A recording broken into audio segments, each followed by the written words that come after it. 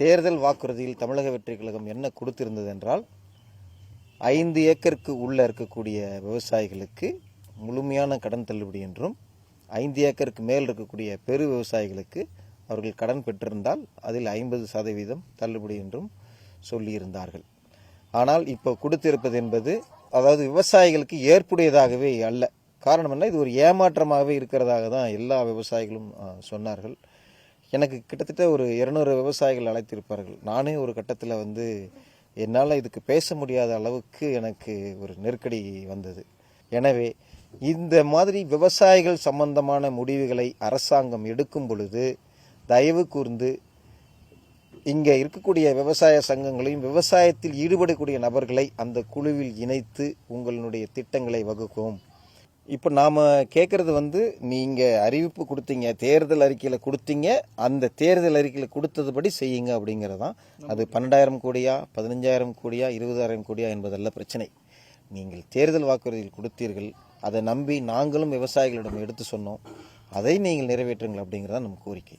போராட்டம், உழவர் உரிமை இயக்கம் விவசாயிகளை திரட்டி போராடும் என்பது இந்த வேளையில் தெரிவித்து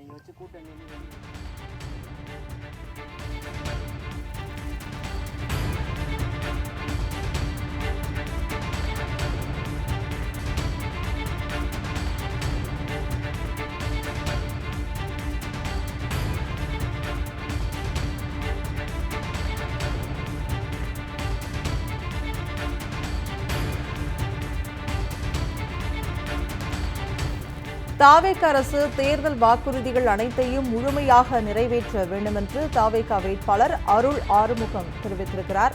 வாக்குறுதிகளை நிறைவேற்றாவிட்டால் அரசுக்கு எதிராக போராட்டம் நடத்தப்படும் என்று திருவண்ணாமலை தொகுதி தாவேக வேட்பாளர் எச்சரிக்கை விடுத்திருக்கிறார்.